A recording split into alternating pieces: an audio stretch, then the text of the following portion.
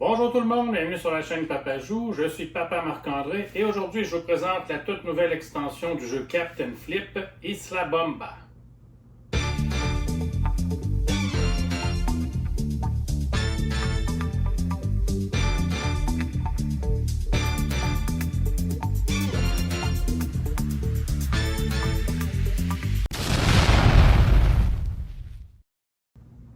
Alors, Isla Bomba, c'est une extension qui va vous apporter 4 nouveaux plateaux aventure pour varier vos parties, ainsi que 5 nouvelles cartes au trésor. Au Québec, ça vient de sortir, là, c'est tout récent, mais en Europe, je crois que c'était déjà sorti depuis un petit moment. Donc moi, je viens de l'avoir, elle n'est pas ouverte encore, mais je l'ai déjà testé plusieurs fois sur Board Game Arena, donc ce ne sera pas un problème de vous l'expliquer. Alors, c'est pas plus compliqué, j'ouvre ça et je vous explique les règles de Isla Bomba. Alors, l'extension va vous ajouter là, quelques pièces supplémentaires que vous allez simplement ajouter aux pièces du jeu de base. Et on va commencer à regarder les nouvelles cartes au trésor. Donc, à noter que, dans le fond, ça ajoute des nouvelles cartes. Et à chaque partie, ben, vous choisissez soit au hasard ou vous prenez celle que vous voulez. Là. Chaque carte peut être utilisée avec n'importe quel plateau joueur. Là. Ça ne change rien. C'est vraiment pour varier les parties. On commence avec celle-ci. Ils ont tous des noms. Ça, les noms, je ne les connais pas par cœur. Ici, on a la carte du parieur. Donc, si c'est vous qui la possédez, si vous ne gagnez pas de pièces pendant votre tour, vous allez gagner 2 pièces. Par contre, si vous avez posé, vous avez posé une canonnière, ben là, vous avez gagné 5 pièces, alors vous ne gagnez rien. Tandis que si vous aviez placé un mousse, ça c'est en fin de partie, alors là, vous gagnez 2 pièces. Donc la carte du parieur. Ici, on a la carte du jeu de base. Ça. Ensuite, on va retrouver ça ici, on a la carte enflammée. Donc, ça vous donne un symbole de bombe. Donc, si vous la possédez en fin de partie, ça compte pour une bombe. Donc, si vous aviez en plus 2 canonnières sur votre plateau, ben, pas mis d'autres. Bref, vous comprenez, là, si vous avez 3 canonnières, vous perdez automatiquement, vous tombez à 0. Donc, ça compte pour une bombe.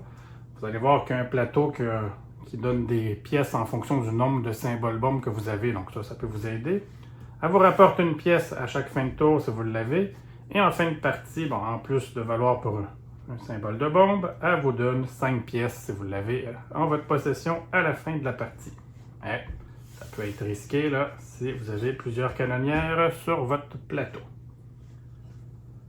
Ensuite, on va retrouver ici la carte des 4 vents. Donc, vous voyez ici, il y a le nord. Donc, vous la placez toujours quand vous l'obtenez avec le nord vers le haut. À la fin de votre tour, vous remportez ici une pièce et vous la faites pivoter comme ça vers la droite. Si vous la possédez encore à votre tour suivant, c'est 2 pièces. On pivote encore. Si vous l'avez toujours en votre possession ensuite, c'est 1 pièce. On pivote. Et si vous l'avez une 4e fois de suite, 3 pièces. Et on recommence. Si elle était rendue ici et que vous la faites voler, ben, la personne qui l'obtient doit la replacer avec le nord vers le haut. Donc, ça, c'est une nouvelle carte. Ensuite, on a ici la carte du Kraken. Donc, quand vous la possédez, vous pouvez voler le joueur le plus riche du jeu au moment de l'effet. Si c'est vous le plus riche, il ne se passe rien, vous ne prenez pas de pièces. Et s'il y a 2 joueurs plus riches que vous qui sont à égalité, vous choisissez lequel des 2 vous allez voler. Donc ça, c'est la carte ici. Et finalement, on a cette carte-là ici. Ça, c'est la carte maudite. Elle vous rapporte 2 pièces à chaque fois que votre tour se termine quand vous l'avez en votre possession, mais à aucun moment vous pouvez flipper de carte. Donc, ce que vous pigez, ça doit être placé.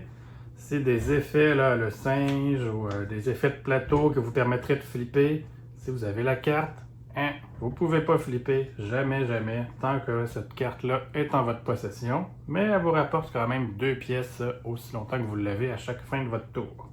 Donc, ça vous permet d'avoir plusieurs cartes pour varier vos parties. Et l'extension ajoute même une carte vierge où il vous propose d'ajouter l'effet de votre choix. Donc, je trouve ça super le fun comme petit ajout. Moi, dans les commentaires, vous, si vous l'avez déjà utilisé ou si c'est quelque chose que vous auriez tendance à utiliser et quel effet vous feriez avec ça.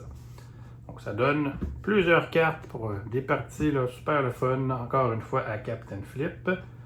Comme j'expliquais, c'est soit vous la pigez au hasard, soit vous simplement vous choisissez celle que vous voulez, il n'y a pas de problème avec ça. Donc, voilà pour les cartes. On va passer aux 4 nouveaux plateaux joueurs. Alors, le plateau F, le bathyscaphe. Donc, toujours le même principe. Là, on a les 5 colonnes. Ça ne change pas. Donc, avec des différents bonus. Ici, vous obtenez la carte. Ici, vous allez obtenir une pièce parmi tous les personnages différents sur les 7 tuiles qui touchent cette pièce-là. Donc, ici, j'ai mis une vigie. On va voir là ce que j'ai alentour comme ça.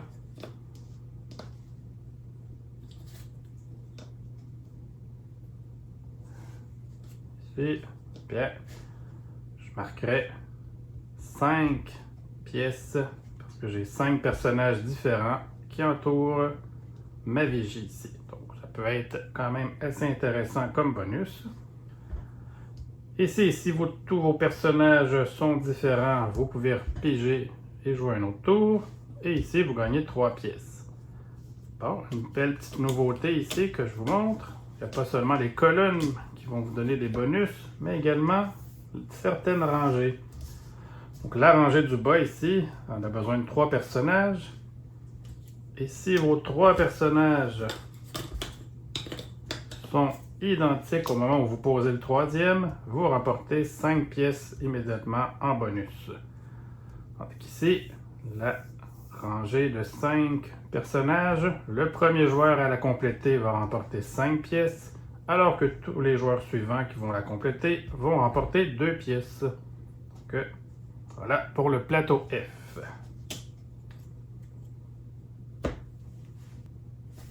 Maintenant, le plateau G, on a la prison.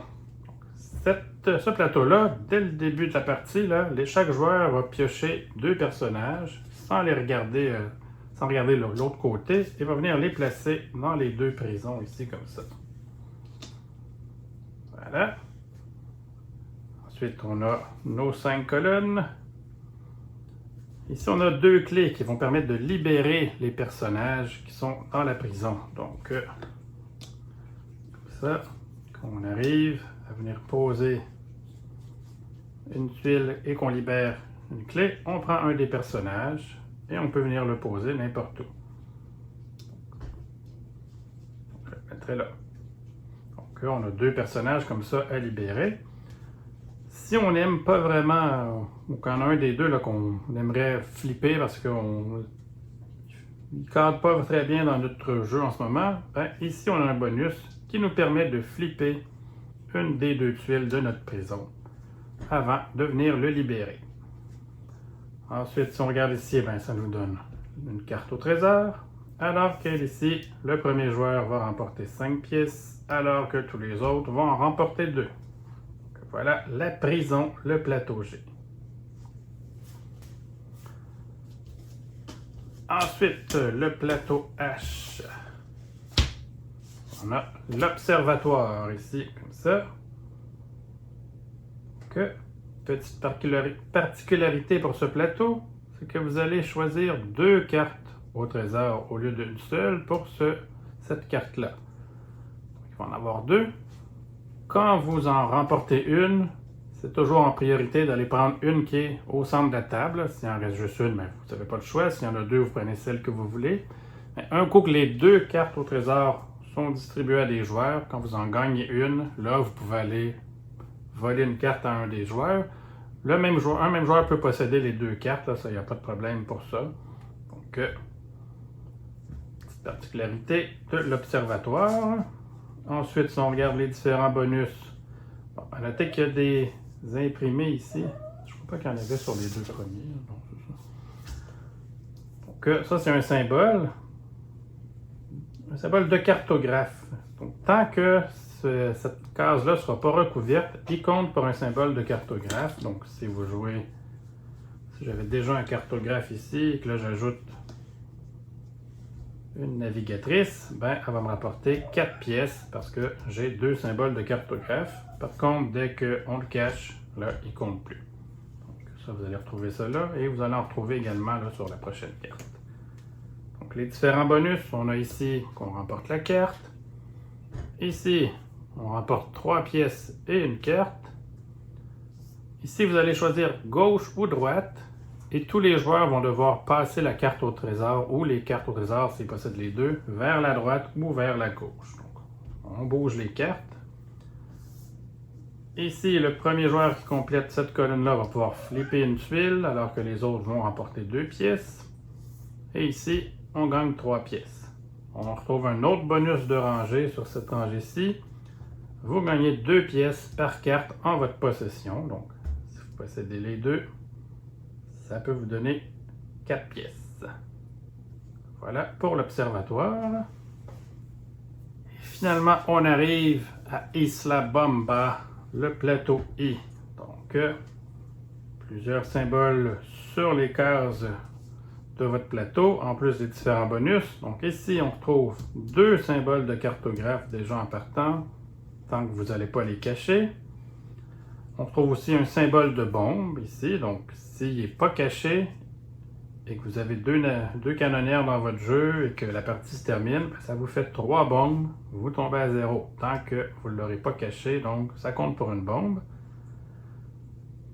Donc, les différents bonus, on a la carte au trésor ici, 3 pièces ici, et ici on a 2 pièces par symbole de bombe. Donc si vous avez des canonnières, si vous avez ce symbole-là, ben, c'est 2 pièces par symbole de bombe. Même chose si vous avez la carte ici, là, ça compte pour un symbole de bombe. Et ici, vous gagnez la carte, et dès que vous complétez la petite colonne de 1, vous avez un symbole de bombe qui est là en permanence. Donc c'est un plateau... ça va être à prendre en considération là, vos canonnières parce que peut se trouver avoir beaucoup de symboles de bombes sur votre plateau. Donc ça c'est pour les différents bonus de colonnes. Et regardez ici, on a 2 autres symboles. Dans le fond, celui-là, vous allez, quand vous le couvrez, vous allez voler votre voisin de gauche une pièce par personnage qu'il possède identique à celui que vous venez de poser. Donc, si le personnage à ma gauche avait 3 cartographes et que là, je viens mettre ça ici, ben, je lui vole 3 pièces. Et ici, c'est le même principe, mais là, vous allez voler le joueur à votre droite. Bon, évidemment, à 2 joueurs, ben, vous volez le joueur en face de vous, là, mais dès qu'on est 3 ou plus, ben, c'est un vol à gauche, un vol à droite. Toujours en fonction des personnages égaux, identiques là, que le joueur à votre droite ou à votre gauche va posséder.